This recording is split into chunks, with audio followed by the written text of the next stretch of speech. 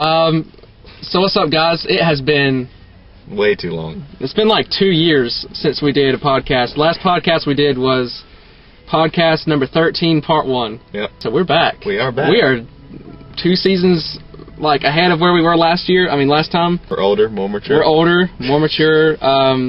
So we're actually 4 episodes into it. I guess this will be LAX part 1 and 2. So first of all, we find out that Juliet did, detonate the bomb, apparently. But they trick us with the whole... I turn that down. That's distracting. It's okay. There used to be flashbacks, and there were, flash forwards, and then, all that. Well, now there's flash sideways, is what the creators are calling it. And it's basically showing what would have happened if, Jack and all of them had never, if the plane had never crashed. At the season finale last season, when she blew up the bomb, it just made this white light, and then that was it. Black letters yeah. for once. So, yeah, they reversed it. It actually showed her fall down that hole like 5 times. It really did. They keep reiterating that a lot. It's really graphic. Yeah, she just really does. I don't know how she made it. She was a trooper for making it that far down.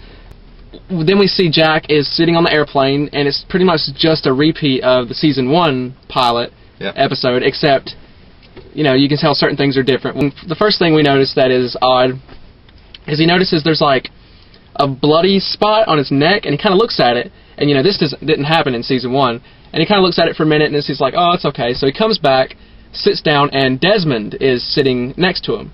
This is the first thing that's different in this alternate timeline thing, is that Desmond's somehow on the plane. As you know, Desmond crashed his boat on the island. That's how he got there. Yeah. And he was the whole reason the plane crashed, technically.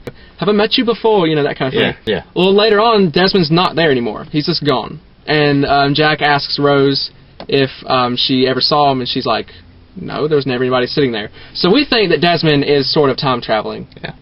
To sum up the whole flash sideways thing, just so we don't have to keep coming back and forth to it, Charlie apparently put his heroin down his throat and tried to kill himself. You can interpret that in lots of different ways. I personally think that, I want to say that since Charlie died on the island, he knows that he was supposed to die in the alternate world in some weird way, so that's why he had to do... I don't know. I think they'll explain that later. Locke and Jack have a little exchange where, they kind of see each other and everything, and we see Locke's still in a wheelchair. Him and Locke have a long conversation, and he basically tells Locke that he may be able to fix his, spinal injury. Yeah. And Locke says, no, it's permanent, and Jack's like, nothing's permanent. Weird thing there. The kind of man of faith and science. Yeah. Kind of switched there. It did kind of get switched, yeah. Locke assumes Locke's all like, no, it's not going to work, and then Jack saw, it might work. We're going to answer this real quick. Okay, and then to get into the really good stuff that's happening on the island.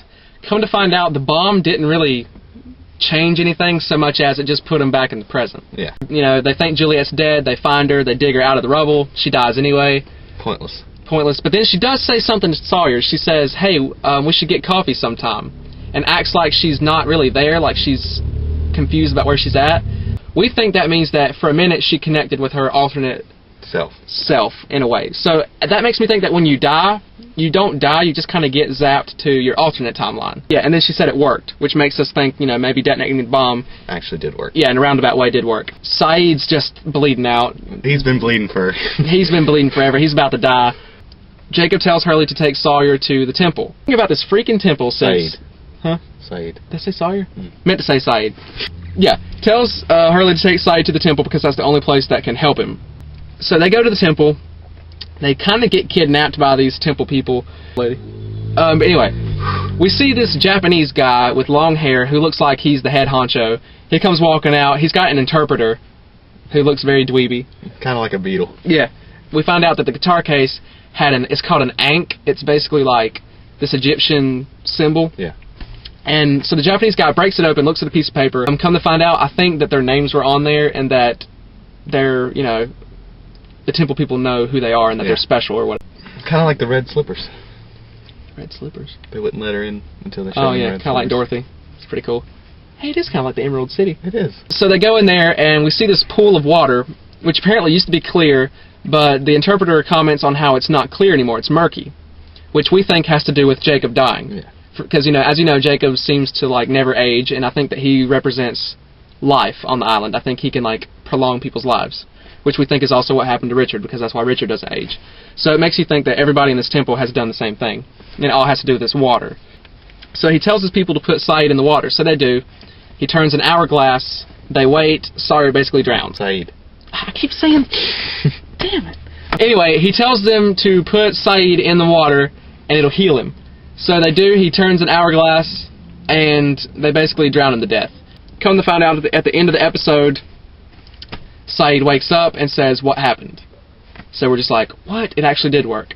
Once they realize that Jacob is dead, they freak out, set up a perimeter of ash around the place, and start setting off fireworks to warn the others that apparently Jacob's dead, and that means the smoke monster is, like, on the loose. Yeah.